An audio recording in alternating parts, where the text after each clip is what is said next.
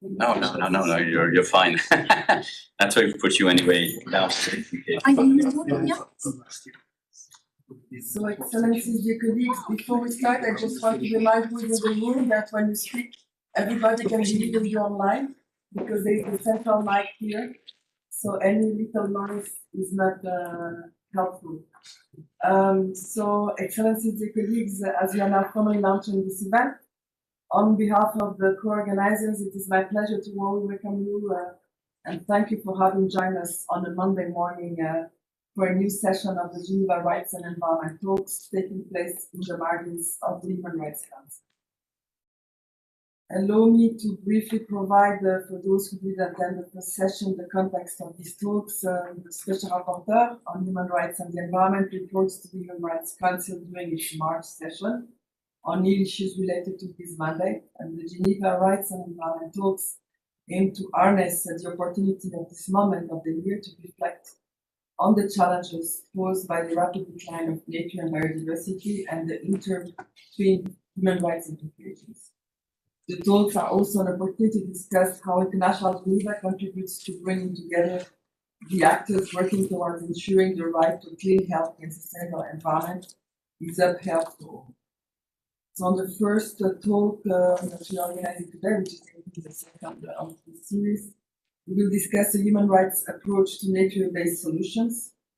The concept of nature-based solutions emerged in the 2000s to promote nature as a source of solutions to address environmental and societal challenges, and has a longer history rooted in other key concepts and an understanding of the importance of ecosystems, which have been recognized over the years. The IUCN World Conservation Congress in 2016 adopted a definitional framework for nature-based solutions and a series of principles to guide effective and appropriate implementation. 2 years ago, the United Nations Environment Assembly also adopted a resolution defining the concept of nature-based solutions. And the nature-based solutions concept is also integrated into various multilateral agreements and conventions.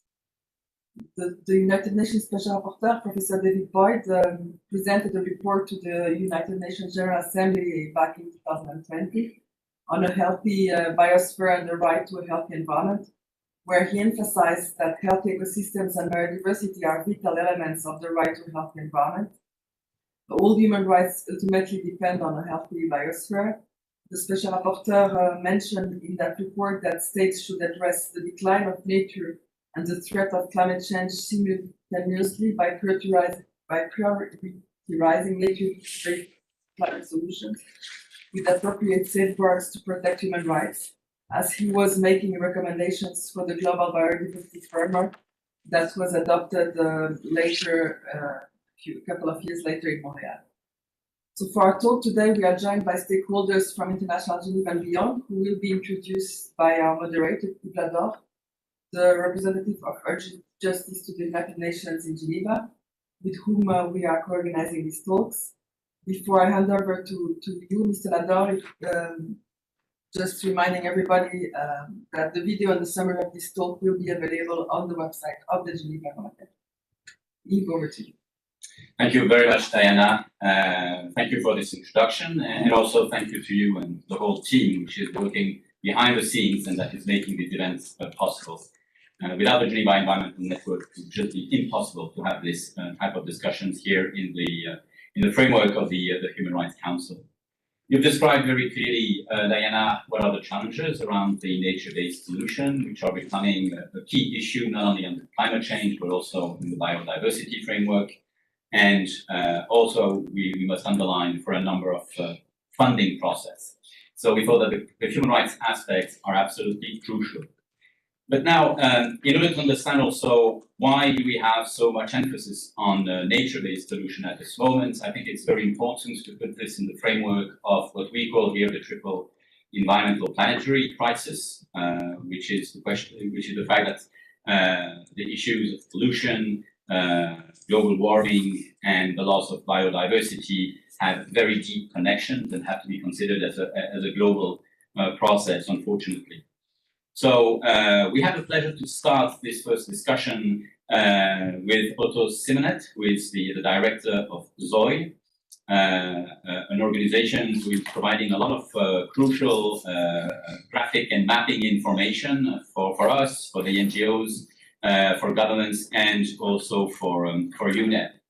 And I know that ZOI has started to work on a mapping process or some work mapping the triple planetary crisis. And there are specific challenges in order to map these each of these issues.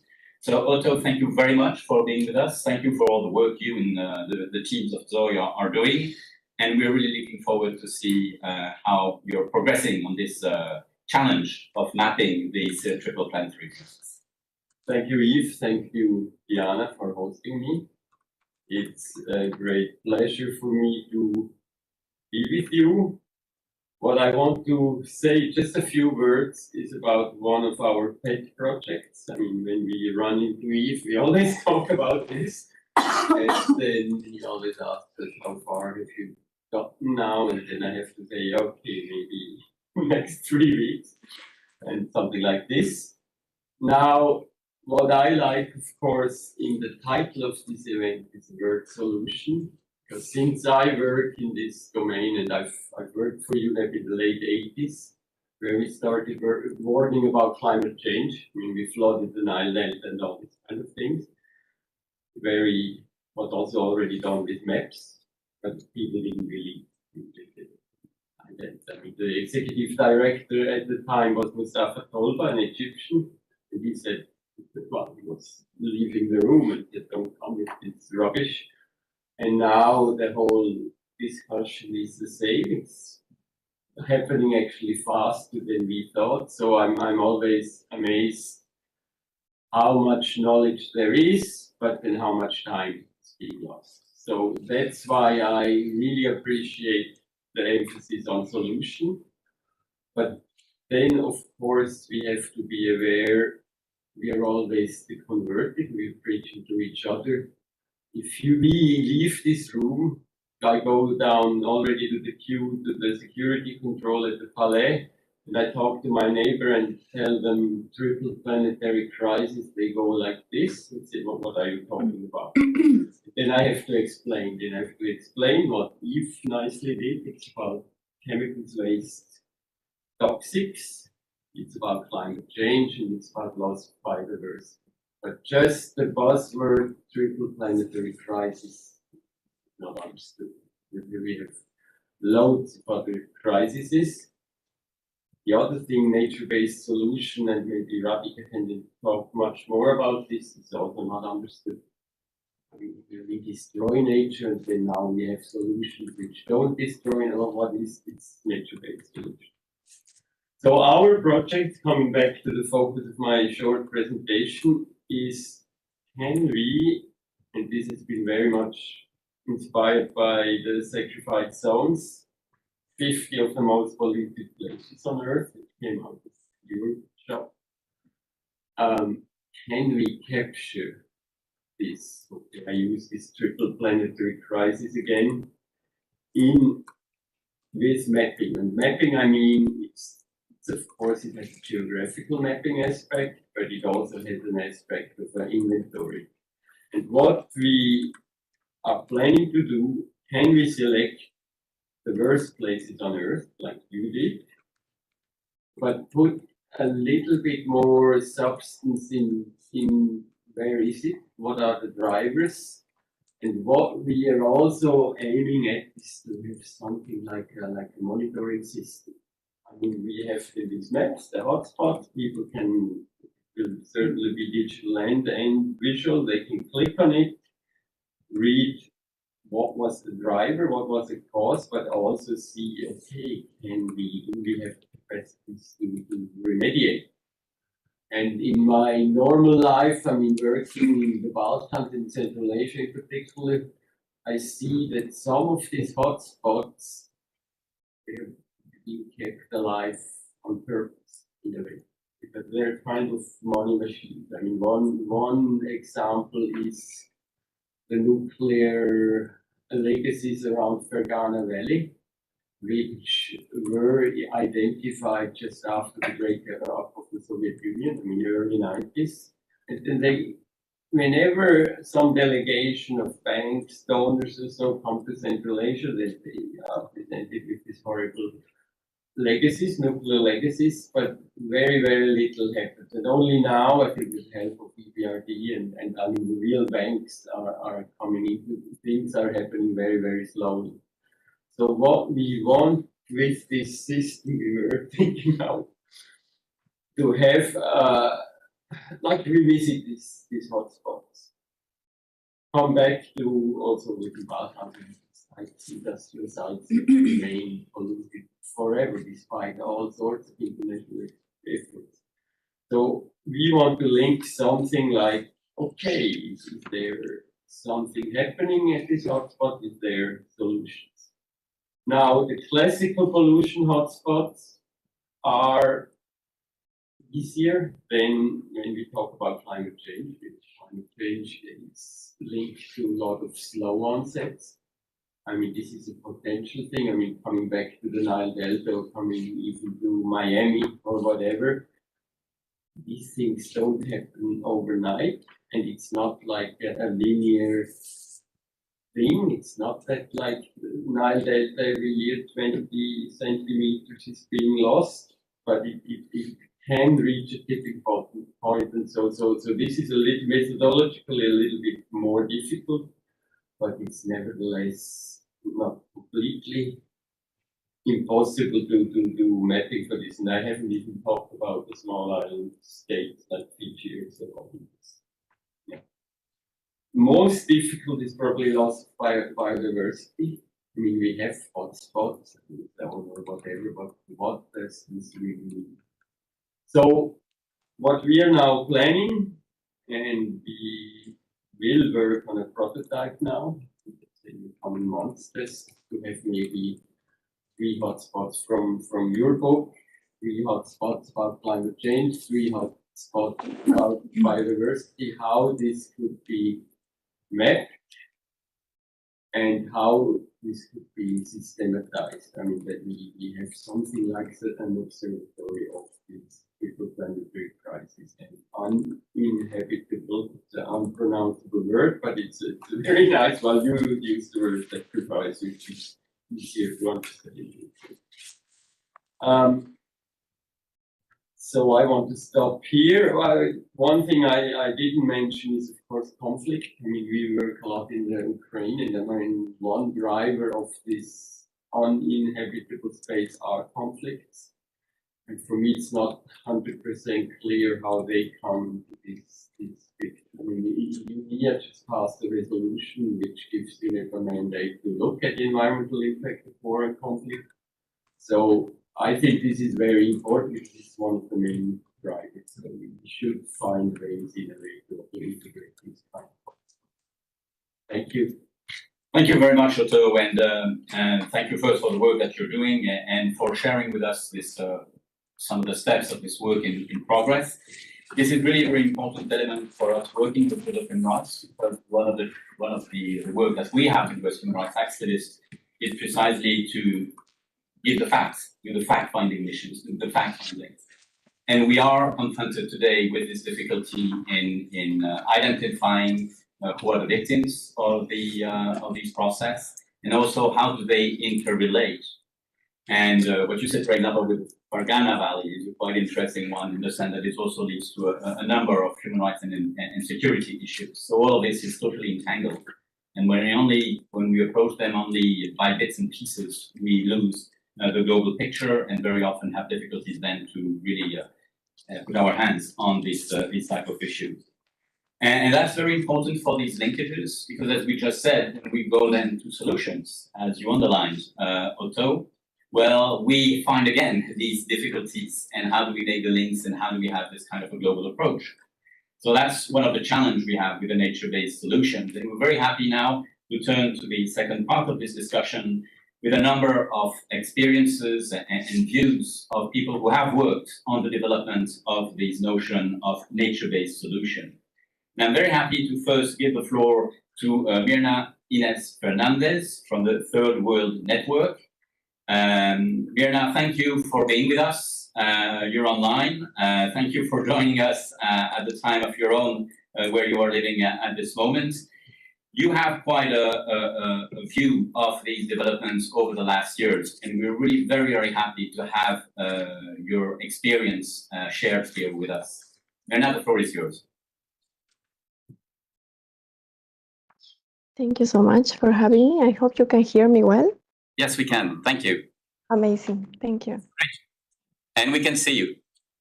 Amazing. Thanks a lot. Okay, I'm going to share a little bit of the history of the concept of nature-based solutions and some related concepts and its implementation and recent policy developments. I will try to do it on the time that has been assigned to me. So first, the concept of nature-based solution was first mentioned by the World Bank in 2008, but it was officially defined for the first time by the European Commission later in 2015. But 1 year later, the more widely used concept of nature-based solutions was adopted by IUCN and its World Conservation Congress in 2015.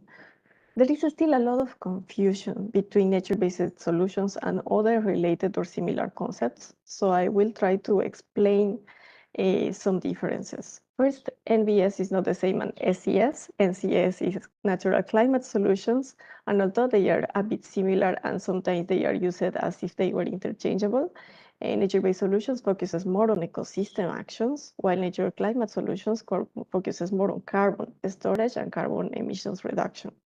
There is also a lot of discussion on nature-based solutions versus ecosystem-based approach or ecosystem approach. So it's good to clarify that the ecosystem approach is the primary framework for action under the Convention on Biological Diversity, the CBD, and it's way earlier defined in 2002. And it has a set of principles that can be considered as safeguards, and some of them are quite strong and should remain valid these days. And finally, the ecosystem-based approaches, that is a concept also defined at the CBD, is more focused on climate adaptation, and it's also defined by UNEP and IUCN. So going more into the NBS part, from all of these concepts I have been explaining, nature-based solutions gained the most of the traction and also funding. It is good because good practices are being showcased, and we see a lot of examples of governments and companies doing and implementing nature-based solutions, for example, on reforestation projects, restoration of drylands and other ecosystems. And it's also a concept that gets a lot of attention and it has a lot of mediatic potential. But also there has been a lot of misuse of the concept that has been warned by different civil society organizations and rights holders. For example, different companies have been using, I would say misusing, they have been misusing the concept for greenwashing and focus a lot on carbon carbon sequestration or reduction, and not on sequestration and not on the reductions that need to be done. For example, Shell, the oil company, has a big nature-based solutions project that was widely criticized because it focused more on monoculture plantations rather than the cuts on the emissions that they should be doing. There have been also several impacts on indigenous peoples and local communities' rights, especially because projects are being implemented without their free, prior, and informed consent. And also there has been cases of land expropriation to implement these nature-based solutions projects. There have been impacts on the food systems, mainly related, for example, to carbon farming that has more funding, for example, than agroecology. Then nature-based solutions would be a way to hijack the food security.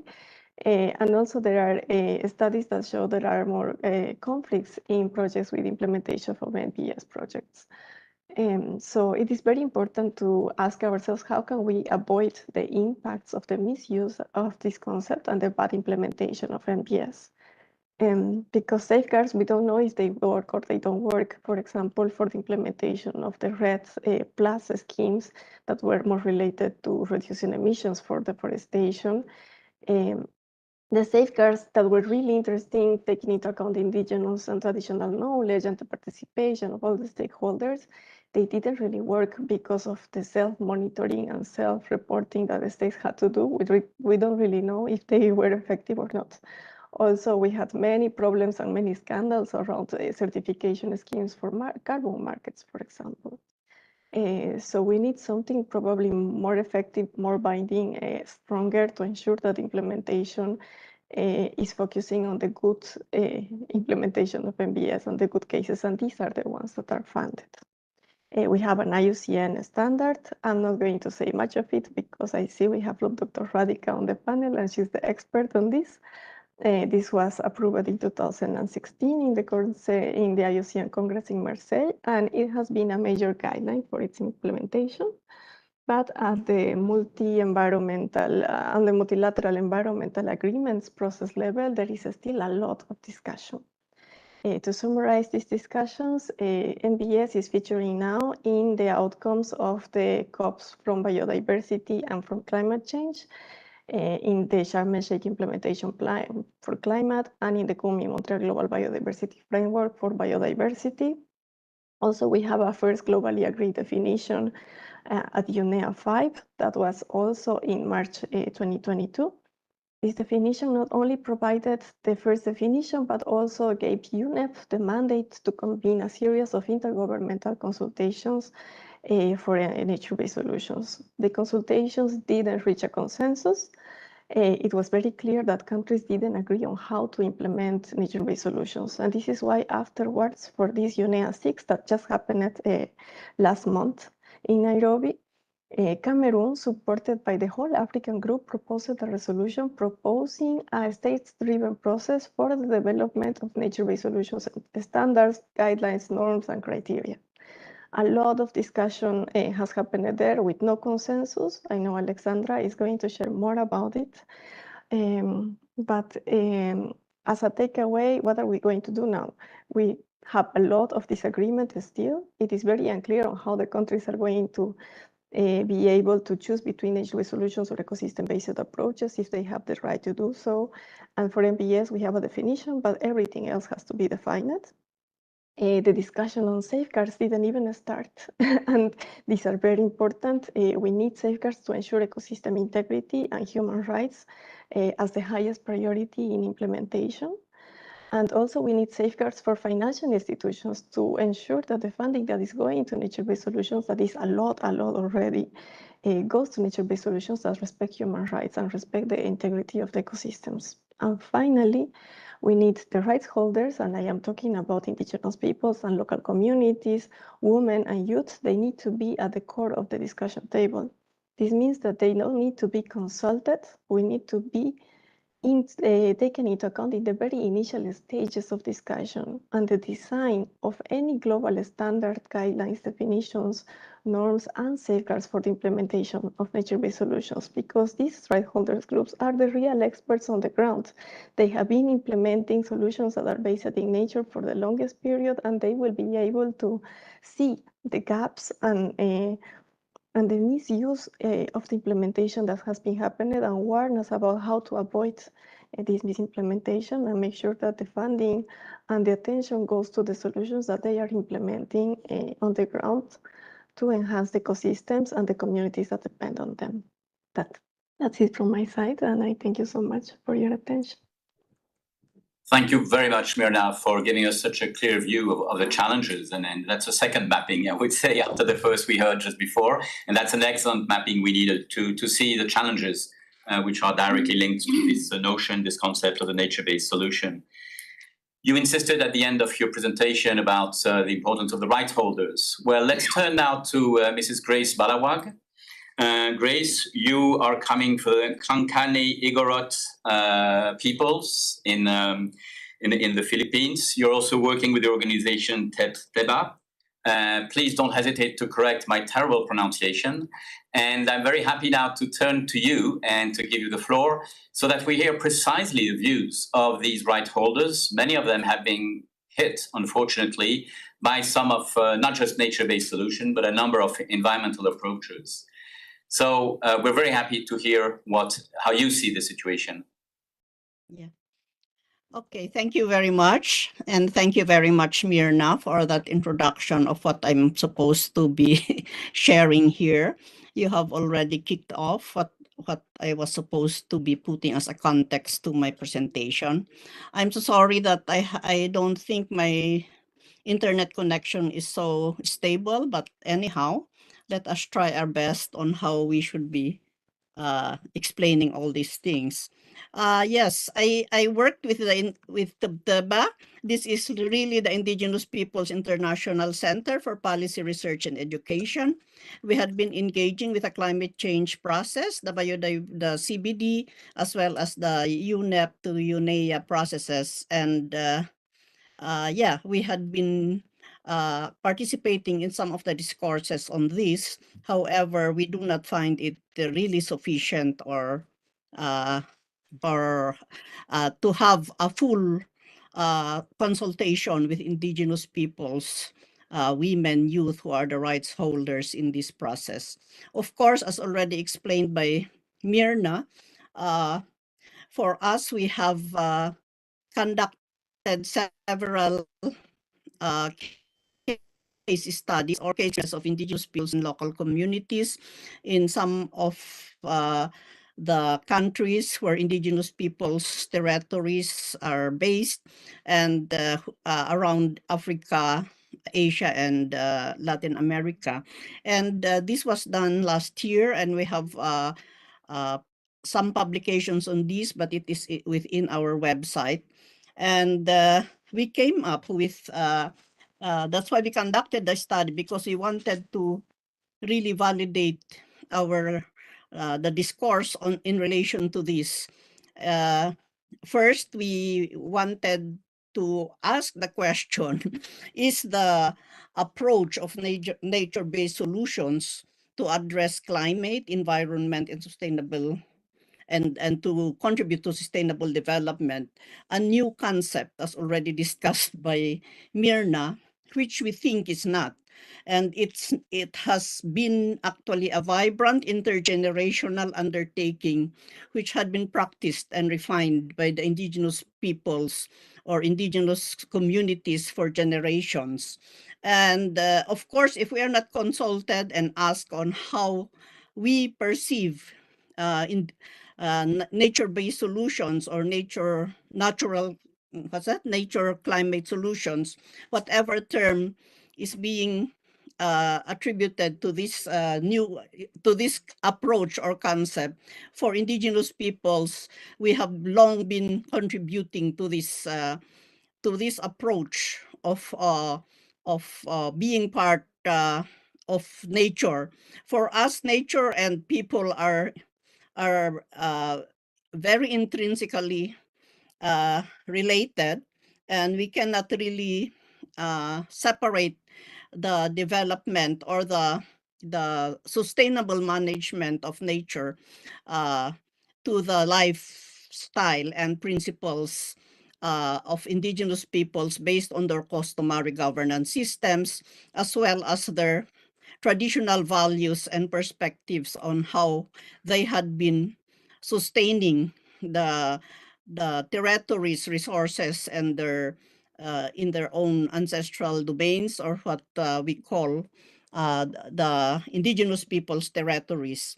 And yes, we had been, we know that there has been growing discussions on this, and the state parties had not been coming into agreement on how they should define nature-based solutions.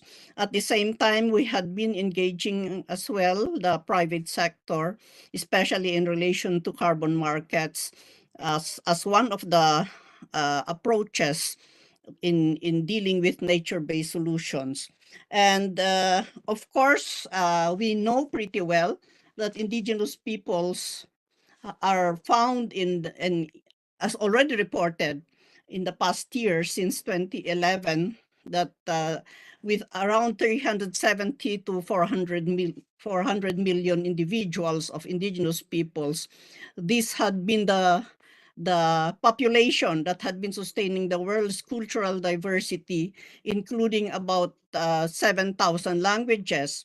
At the same time, they occupy and use 22% of the world's land, wherein 80% of the world's biological biodiversity can be found.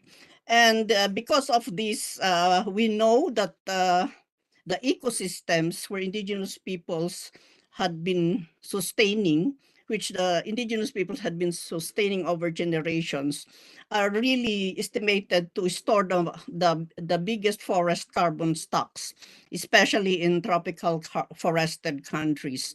And because of this reason, we had reiterated that nature-based solutions can never be, as at the title of our of our panel, we know that if there is no human rights-based framework in relation to nature-based solutions, there will be no successful solutions in relation to sustaining the remaining biodiversity, as well as the climate change solutions that we are proposing.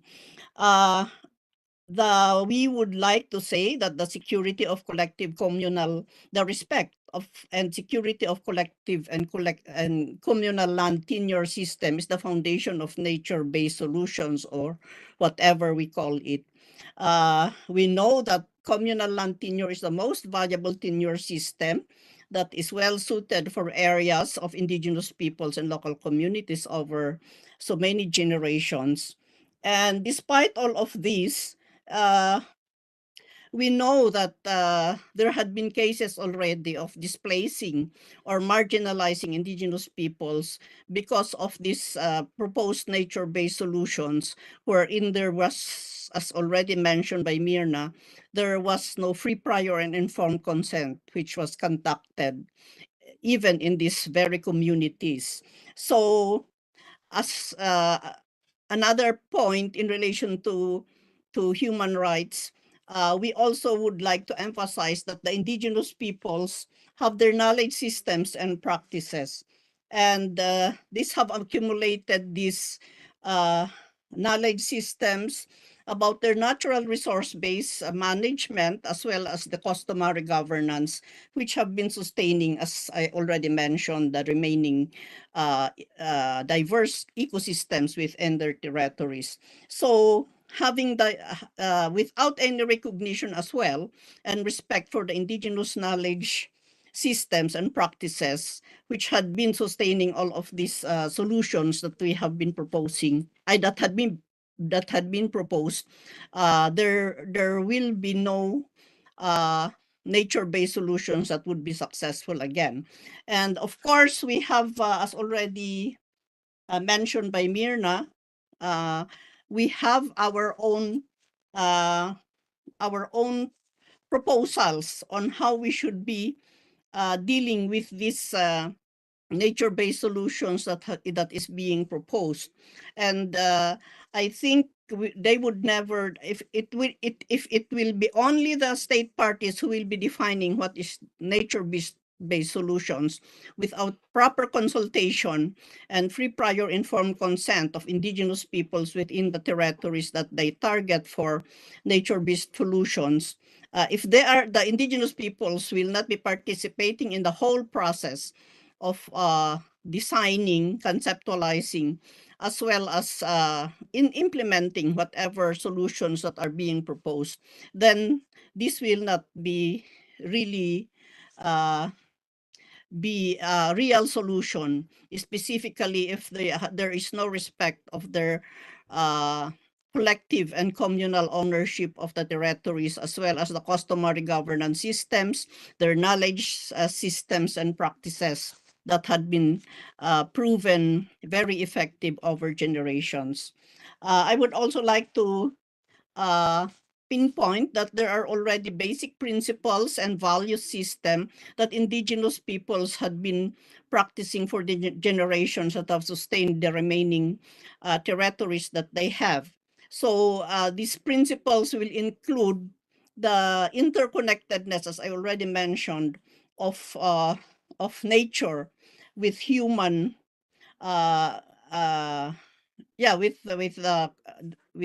with the human societies that are within the territories as defined. And there is also interdependence as well of the people living in those territories with nature as well. And there is also a basic principle of reciprocity and mutual sharing as already defined here. So if these are not being respected as basic principles and value system that had been practiced over generations, then we would say that there will be no very effective solutions that will be proposed in relation to this, that will be conceptualized if they treat this as a new system. But for indigenous peoples, we are saying that we had been practicing this for generations, I already mentioned, and we have been contributing pretty much in relation to climate change solutions, as well as in biodiversity protection and conservation and the sustainable development goals. So I think, yeah, it would be best to really have a process of effective and meaningful participation of indigenous peoples and local communities in whatever solutions that are being proposed by the government as well as by the private sector in relation to nature-based solutions. Thank you so much for the principles you have just laid down, and also in what you said, and I forgot in my introduction to underline the fact that you co-chair of the Indigenous Peoples Caucus under the United Nations Framework Convention on Climate Change, which is a very clear example of the linkages between the biodiversity issues and the climate change issues. And indeed, Grace, you have really given a very good example on the question of the rights and how human rights are directly connected in what we call nature-based solution. And let me turn now to Ashana Puri from Sweet Bio. We used to call you Puri, so that's why I'm making some mistakes in your first name. Please apologize. Accept my apologies. So, Puri, you're working with Sweet Bio. You're one of the researchers, and you have worked on this and did several studies on how the human rights aspects needs to be integrated in the nature-based solution. Could you share with us some of the reflections coming out of the studies that you have conducted? Yes, thank you very much, Yves. Hi, everyone. Good morning. I'm very happy to be part of these distinguished panel. And I must say, I'm very glad that Myrna and Grace before has kind of like set the stage on our discussion today and what I'm about to share with you. I mean, the whole history around nature-based solutions, but then also the other concept, be it nature climate solutions or ecosystem-based approaches, and then what are the issues around it. And Grace also mentioned around the approach itself that something like nature-based solutions is an approach that exists for millennia and has been practiced also by the indigenous peoples and or local communities around the world for a very long time, actually.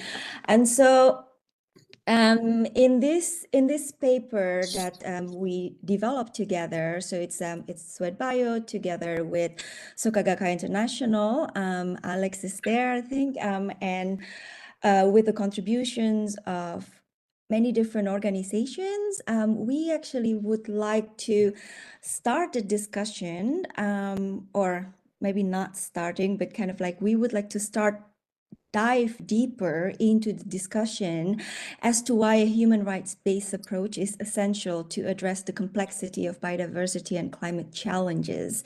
And in this case, we recognize that these challenges have disproportionate impacts on people living in vulnerable situations. I mean, we're all like Sweat Bio and also together with Sokagaka International, we've been engaging very much in the Convention on Biological Diversity, but also in the United Nations frameworks on framework conventions on climate change. And then we have followed the discussions around nature-based solutions. And then, of course, after that, we also follow then in that case, the UNEA process, first also then in defining what nature-based solutions, and then also the follow-up that just happened last month until earlier this month, actually, but I believe Alex will talk more about that. But the thing is, like, despite the multilaterally agreed definitions on nature-based solutions, for example, we see that there are still lingering concerns about nature-based solutions, be it on the significant risk, but that also one of the main basic questions is around what constitute nature-based solutions and what not in that case. And then I think, and then we know that during the UNES 6, there has been, and as Mirna has mentioned, that there has been this proposal to, a proposal for resolutions to develop some sort of a standard and criteria on nature-based solutions, but unfortunately it didn't go through. And then just basically, like, in this whole constellations, we see that, you know, when we want to come with this discussion paper, do we really have to talk about nature-based solutions? Is it really the only thing that needs a human rights-based approach in it? Or basically we need to make sure, because again, coming back to what I mentioned in the very beginning, is the importance of human rights-based approach to address biodiversity and climate challenges. So in this paper, we really focused on how can we adopt a human rights-based approach in action that addresses biodiversity loss and climate change in a synergetic manners. And of course, in that case, also include nature-based solutions. And the other thing that we would like to dive deeper with this discussion paper for now, but we have also plans to do more, is actually how can we address the glaring gaps between the concepts of nature-based solutions or ecosystem-based approaches and whatnot, and then what does it mean when human rights-based approach is being applied in this type of approaches. So this is what we are trying to do, and that we focus on collecting different case studies, practices, tools, methodologies that that exemplifies some key elements of human rights-based approach. So we selected a few elements, so it's not all, it's not comprehensive yet at this point. We do hope we can do it more comprehensively, hopefully by this year. So we focus on, like, when we're talking about, for example, one element in the human rights-based approach is access to information. What does that mean, access to information in biodiversity and climate actions? What does it mean, full and effective, meaningful participations in biodiversity and climate actions? What does it mean with access to justice? And so on. So we collected these different case studies, which basically shared by many of some organizations who have who have been working in this area. They're the expert in this area, but then also happy to share what it means on the ground, because it's not like it doesn't exist, human rights based approach in biodiversity and climate actions, but it exists, but it's still very isolated. So we would like to kind of like provide a collection of case studies or examples to inspire, to give meaning of human rights-based approach in biodiversity and climate actions, including nature-based solutions that hopefully can inspire further implementation on the ground, especially now that we know, for example, with the Global Biodiversity Framework, parties are updating their NBSUBs, and then soon enough they will have to go into implementation. And in the GBF, there's already Section C, and it's the same also with the UNFCCC, for example, like Mirna already mentioned right now, that it was in the Sharm el-Sheikh, and then with the global stocktake also happened last year, and now parties are updating their NDCs. And then so, you know, we just wanted to inspire, what does it mean in implementing a human rights-based approach? So we have around 13 case studies. We have around 30 case studies, and these case studies selected based on review of existing climate and biodiversity actions, and then they represent several elements simultaneously. So meaning that maybe we're talking about access to information, but that also lead to meaningful participation, and that basically lead also into, for example, biodiversity and climate actions that are locally adapted and locally led. So these are the type of case studies that we've shared. And then based on the case studies, what we learn very much is that there is a very strong need to strengthen and ensure enabling environment and enhance the capacity and accountability of the duty bearers. And there is a very strong need to ensure full, effective, and meaningful participation and engagement with communities and people disproportionately impacted by biodiversity loss and climate change, and promote their leadership in intervention to ensure positive and sustainable outcomes. And then I think it has been mentioned several times, especially to emphasize the need to strengthen environmental and social safeguards to ensure the respect, protection, promotion, and fulfillment of human rights, including the right to a healthy environment, while addressing the power and inequality.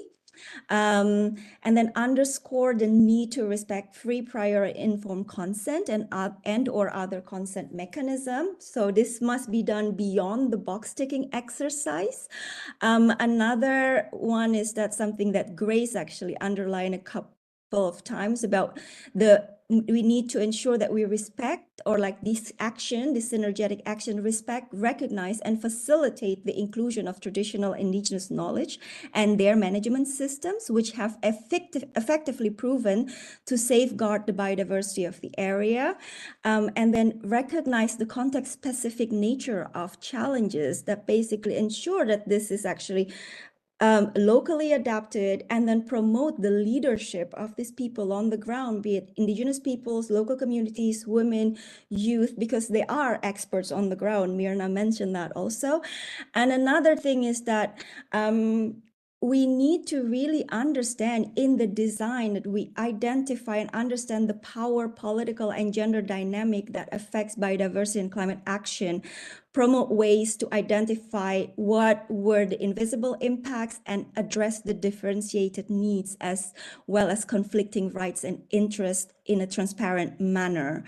And the last but not least is the importance to foster adaptive capacity, facilitating and valuing communities' ability to monitor and address future environmental issues that are likely to result in more effective biodiversity and climate interventions.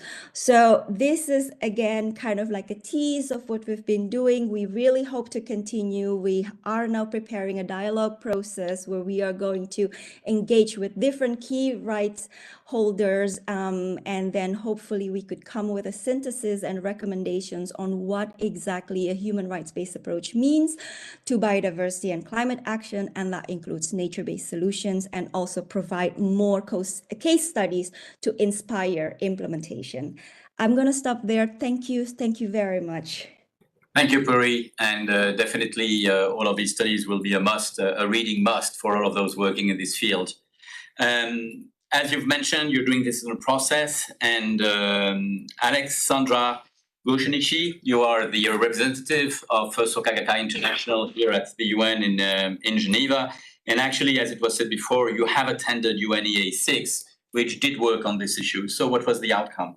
Yes, thank you very much. Thank you, everyone. So as Mirna mentioned, Puri as well, thank you, Grace, as well.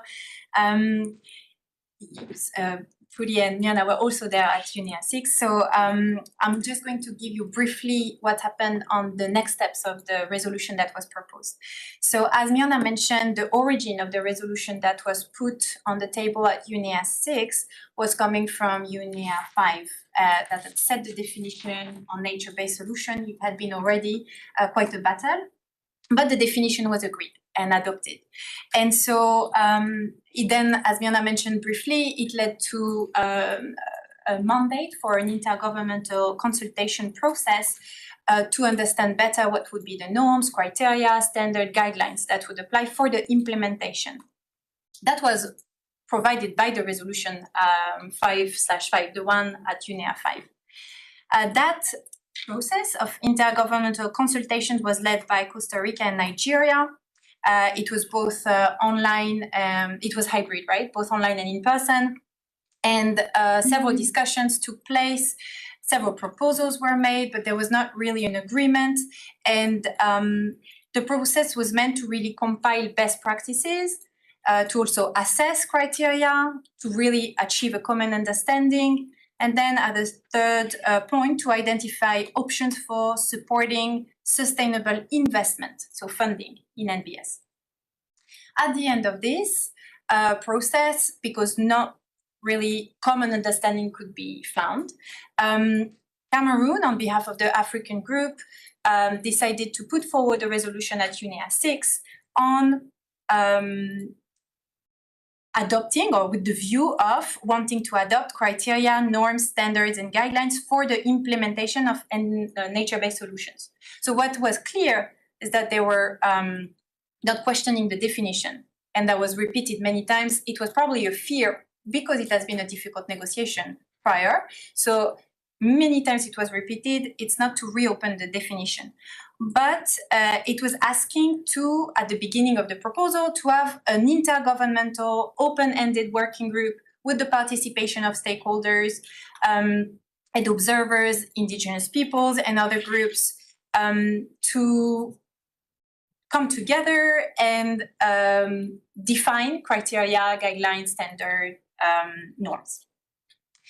That proposal was soon not finding really support.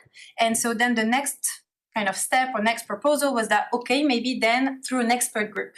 So the proposal was to really have maybe an expert group of experts nominated by states, and then they would take the recommendation of the expert group, and then they would move forward with the recommendation.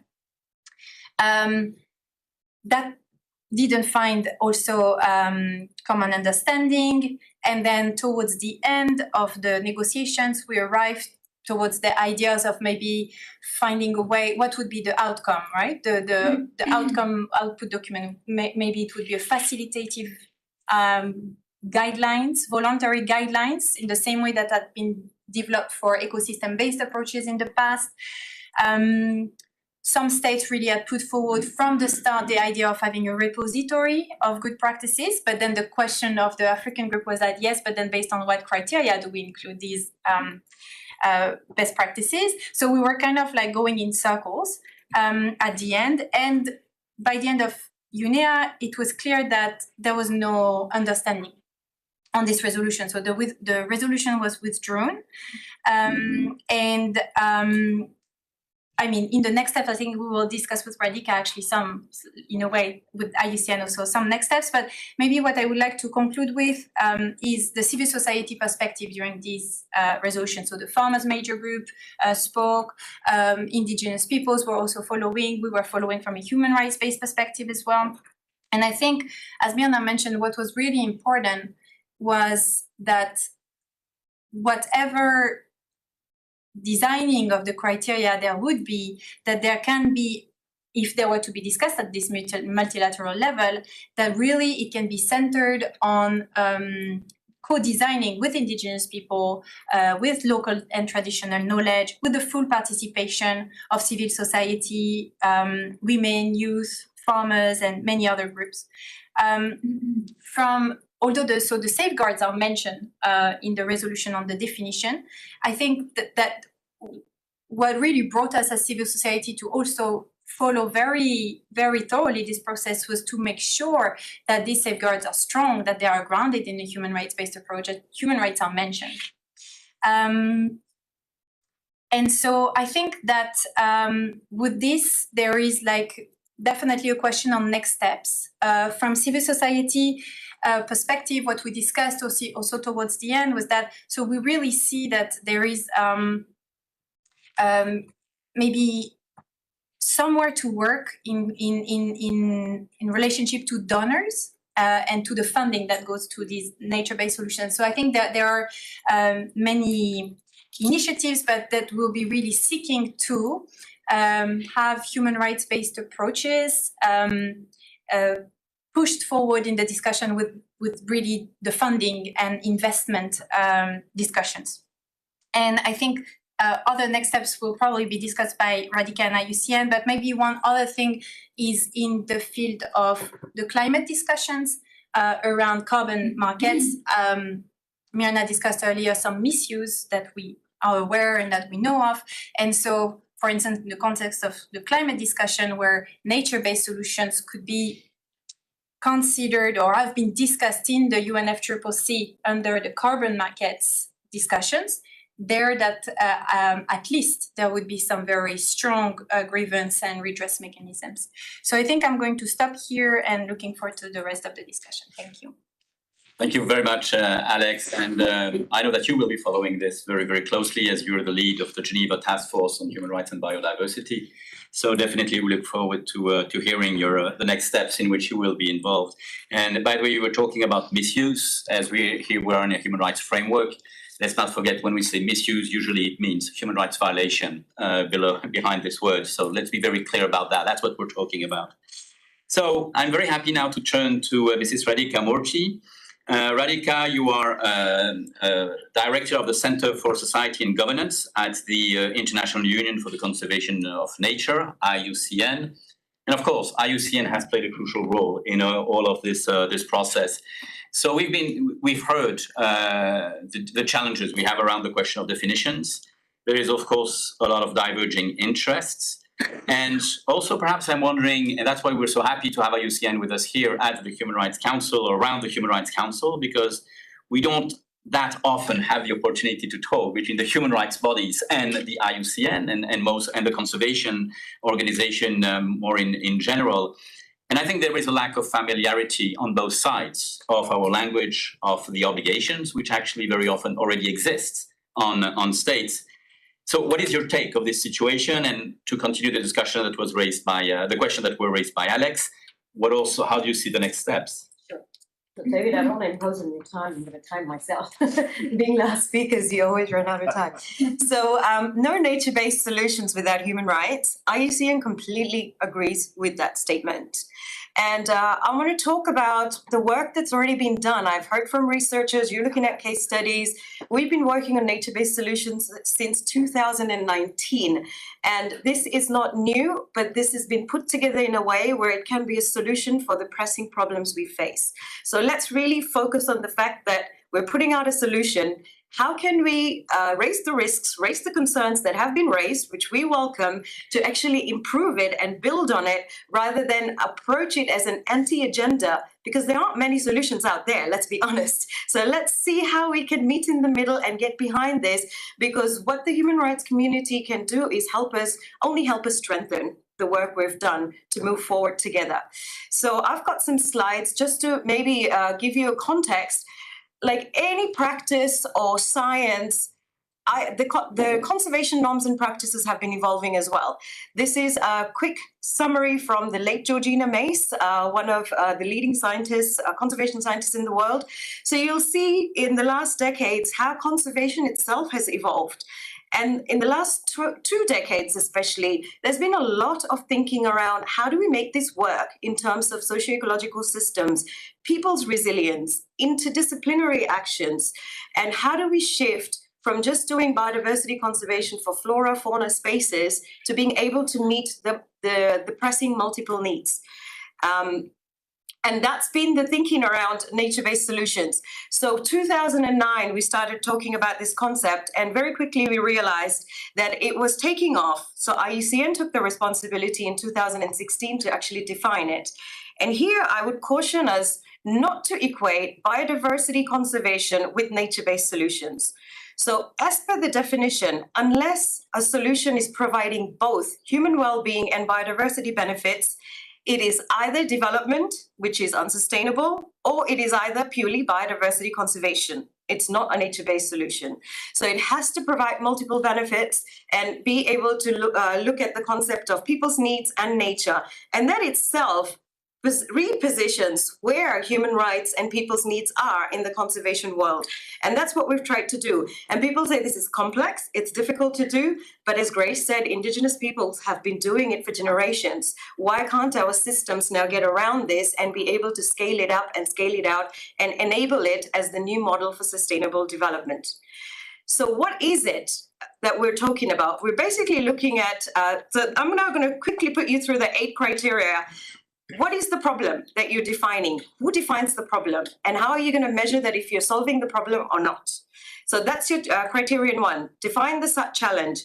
Then only nature can be a solution if you know what the problem is. So how do you design nature as the solution, as the response, rather than infrastructure, rather than technology, rather than any other solution you may think of for sustainable development? So that's simply criterion 2. Criterion 3, 4, and 5 are the 3 pillars of sustainable development, balancing out biodiversity and net gains with the economic feasibility. And importantly here for this discussion is criterion 5, inclusive governance. And then who loses out today for everybody to gain tomorrow? How do you decide that? Who makes those power-making decisions? So balancing trade-off, how do you make that process transparent and just for everybody? And then the 7th one is adaptive management. We've heard this before from some of the researchers talking about their work. Every day we're working with a dynamic planetary system that is changing and complex. We're working with political systems. So how do you make sure that your solution today will be relevant tomorrow and that you're shifting along those changes and being able to manage those changes as you implement nature-based solutions? And then the last one is the ambitious criterion, we say. How do we absorb this into our systems? Our political systems at national level, regional level, and global levels. How do we mainstream this? How do we mainstream this across different generations where others coming along, the younger generations, will be able to continue with the good work we intend today? So this is basically the 8 criteria of the standard. Now, the standard was developed, and I can tell you this is the most complex piece of responsibility I have been given so far in my career.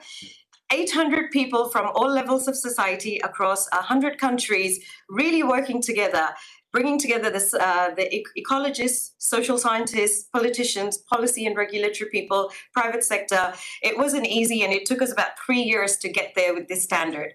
So now how this standard pans out within the multilateral processes is another question, but it shouldn't undermine the good work that has been done by a lot of people to get us there. And very quickly flicking through, as I said, criterion 1, societal challenge. Who decides what is the biggest problem? How do you make sure the community is deciding that? How do you make sure that the community is getting the benefits? So that's the first one. There's 4 criterion that are very specific to the discussion, relevant to the discussions here today. Criterion 5 as well, inclusive governance. And as I put up the indicators, you'll see how complex and compact this is. This is the most heavy criterion because this is the most heavy issue in here. Free and prior informed consent, resolutions and grievance mechanisms, decision-making processes, rights and respect for that rights and upholding those rights. And then the other 2 are balancing trade-offs. Again, who gets to decide what are the trade-offs? The rights usage of access to land and resources, establishing safeguards and making sure the safeguards aren't failing us. And then the last one, how do we implement this in our multilateral processes? How do we get governments behind this? So 4 out of 8 criteria, and more than half of the indicators are actually related to upholding human rights. So if this is the case, then why are we making such a big fuss about it? Conservation's already been doing it. But this is our solution to trying to shift from safeguarding to programming. If we can use the agency of human rights to better conservation, things have gone wrong, violations have happened, 60s, 50s, 80s. So how can human rights approaches enable better conservation? And how can conservation through things like nature-based solutions enable the strengthening of human rights is what we're proposing here. So shifting from simply doing no harm to using the power of both these topics and really doing things differently. And as I said, while this hasn't gone through the UN process, it has been adopted in our own members' assembly, and this is our membership. So we've got a mix of states, international NGOs, government agencies, indigenous peoples organization. So this has gone through the critique and the voting system of our own General Members Assembly. So there's a lot of buy-in here, but we as IUCN also need to connect with all of you in the human rights part and the human rights community to be able to have informed discussions so that we can build long-term trusted partnerships. And then only we can do things differently. We can shift from an activist approach to a partnership approach. So we can do things differently, we can do things faster, and we can do things better together. Thanks, Yves. Sorry, that was a lot and very fast. That was amazing. Thank you so much, really, Radhika. That was really excellent. And I remember assisting at the adoption of these elements at the Congress in Marseille, where it was also very interesting to see the first time that the indigenous people were voting as an autonomous category of their own. And I think this is a remarkable progress that IUCN has been able to do. So let me turn now to our last speaker, who will be also concluding this exchange. And unfortunately, due to the time limits, we will not be able to open question and answers. But please, for those who are online, if ever you have some questions, don't hesitate to raise these questions, and we'll see how we can answer to them. But Professor Boyd, you're the Special Rapporteur on Human Rights and the Environment. And unfortunately, to some extent, because you're ending your mandate now, but also we're looking forward to working with your successor. You have worked on a number of issues which have been raised right now. Your report was one of the bases on which Zoe is still working today on the sacrifice zone in the framework of the planetary crisis. You have also produced a report on human rights and the ecosystem. And one of the questions we hear, and that was so well presented by Radhika, is there is here a clear challenge between, for example, trade-off and the right to say no. There are obligations of states, but we don't always have the impression they are totally or correctly fulfilled in that sense. So what is your take of this situation, and how do you see perhaps some of the next steps that your successor will have to deal on this issue? Because that's definitely probably one of the very important aspects in the future work of the mandate. First of all, let me say thank you to you, Diana and Yves, for organizing this event. I've been coming to this Human Rights Council for 6 years, and the speakers at this event are some of the most insightful that I've heard in that entire 6 years. Otto, Myrna, Grace, Uri, Alex, Radhika, thank you so much for those insights. I wish we were in front of the full 193 states for this conversation. Look, let's be crystal clear about what we're talking about here. Human rights-based approaches to the planetary crisis are the only effective and equitable way forward. And I think that I've probably said that a dozen times at the council, but the message is having trouble getting through. States have obligations to put human rights at the heart of climate action, biodiversity conservation, pollution reduction, water issues, anything related to climate and the environment. Human rights have to be at the heart. And so it's really encouraging to see the IUCN recognizing that. We still have a lot of states that do not, unfortunately. In addition to the report that I presented to the General Assembly on human rights depend on a healthy biosphere, I also wrote a report on women, girls, and the right to a clean, healthy, and sustainable environment, which contains a lot of information relevant to today's discussion. I think I'm probably wrote too many reports. I also have a policy brief, which is called Human Rights-Based Approaches to Conservation, Effective, Inclusive, Imperative. And that was intended to ensure that the draft of the Kunming-Montreal Global Biodiversity Framework, which included no references to human rights, be strengthened. And there's a piece of good news for folks that Indigenous rights, women and girls' rights, the right to a clean, healthy, and sustainable environment all ended up in the final version of the Kunming-Montreal Global Biodiversity Framework. And that's critically important because one area where we have seen sustained human rights violations over the course, not just of the 50s, 60s, and 80s, but right through to today, is fortress conservation. The biodiversity framework includes a commitment to protect 30% of the Earth's lands and waters by 2030, an extraordinarily ambitious commitment, and one which could have egregious impacts on human rights unless human rights-based approaches are taken. And here's where we have one of those terrific win-win possibilities, where we know now from scientific evidence that when we empower Indigenous peoples and traditional nature-based communities through recognition of their lands, titles, tenures, that's the best way. Scientific evidence is clear. We have the best biodiversity outcomes when we do that. So not only are we furthering the cause of human rights, but we're furthering the cause of conservation. And I have to admit, I'm really perturbed by the increasing reliance that appears to be from not only states, but businesses on carbon offsets as the solution to the climate crisis. It's really, we have a ton of evidence now that forest-based carbon offsets, for example, are largely fraudulent. An example here from Switzerland, where you have the world's largest seller of carbon credits, a company called South Pole, that got the carbon rights to about 800,000 hectares of Zimbabwe, sold carbon credits worth literally hundreds of millions of dollars on the basis of that agreement.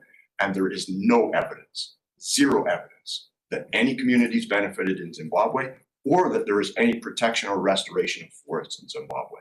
So that's gravely concerning. You now have a company from the United Arab Emirates called Blue Carbon, which has signed agreements with African governments covering more than 80 million hectares of Africa. Potentially, we're talking about potentially tens of billions of dollars worth of carbon offsets. They have no expertise in forest management. They have no expertise in dealing with communities. So that's a major concern. And we're just starting to see the rise of biodiversity offsets and biodiversity credits. And I have real fears about that. The recognition by the United Nations in 2021 at the Council and 2022 at the General Assembly of the right to a clean, healthy, and sustainable environment, I think is a clarion call for rights-based approaches to all of these challenges and really clarifies the point that you made at the end, Radhika, that the right to a healthy environment, the beauty of it is that it puts people and nature together. It ends the age-old separation of humans and nature and says we have to take actions that are good for people and nature at the same time. And we're starting to see that. So I'm really delighted to see a recent law passed by the state of New South Wales in Australia. It's a climate change law, and it says all climate action must be consistent with the right to a clean, healthy, and sustainable environment. That is going to drive rights-based climate action. On the other hand, we know that where legal frameworks are inadequate, such as the European Convention on Human Rights, which makes no mention of the right to a healthy environment, the European Court has reached decisions that say there's no right to nature protection in the European Convention, as if nature protection wasn't absolutely scientifically fundamental for human well-being.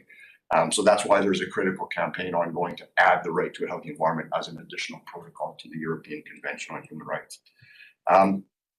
Because of time constraints, I'm not going to say much more. I just will really thank the people here for the terrific work that you're doing. I'm sure I'll continue to be involved, and I'm sure my successor, Astrid Puentes, we've already had conversations about doing reports and country visits that are germane to these issues, and I'm sure that this work will continue in good hands. Thank you very much. Thank you very much. Yes, well, you can applaud if we want.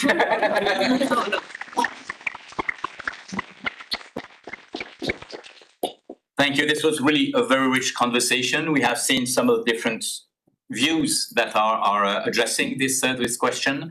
I hope that everybody has understood that it's really a raising issue. It is not a side one. And it is, when we talk about funding, as you mentioned, Professor Boyd, we're talking about billions and hundreds, if not thousands of billions. So this is a really large scale question. And so the issues of definition are not an interesting intellectual discussion. They have profound and direct impact on the daily life of a number of people. Please. I wanted to say something. Please. There are a lot of studies about what are called perverse subsidies. Those are government subsidies resulting in harm to nature, harm to the climate. Currently estimated at approximately $1.7 trillion, largely going to businesses that are conducting activities that harm the environment. That is a pot of money that really should be redirected to people in the community working on the ground to do these types of genuine nature-based solutions. So thank you for reminding me about that. And thank you for underlining this. Clearly, we will continue on this. This discussion for us is a first step in this discussion between the two fields, the protection of nature at large, we won't discuss the words, and the human rights community. There will be other opportunities to work together in both fields. We need more human rights in the different biodiversity and ecosystem instruments and in many of these processes, as well as we need more to talk about, as you did with your reports, Professor Boyd, about the ecosystems issues. linked, and as you phrased it so well, about why we need such an additional protocol in the European region. It is true that if you don't have any normal and livable ecosystems, we're just going to more human rights violation and to ultimately the death of a number of these systems and of life in general. So these are very, very fundamental challenges that we have been able to discuss. I want to thank all of the speakers for their participation and for the quality of their contribution. And we'll meet again on this issue. So now I will turn and hand over the words to the floor to Diana. And once again, I want to thank the Geneva Environmental Network for their support and all of their organizations who have contributed to the organization of this event. Diana? Just bringing to the attention of everybody that the next talk is taking place at 1 p.m. in this same room. But there are many other events happening in the margins of the Human Rights Council that may be of interest for you. So have a look at the page that summarizes these events. And as mentioned, for those who were not here at the beginning of the session, the summary and the video will be available on the web page of the event. So see you here at 1 p.m. I see you finally figured out. Thank you very much. Thank you very much, everyone. Have a nice day. Thank you, everyone. Yeah. Everyone.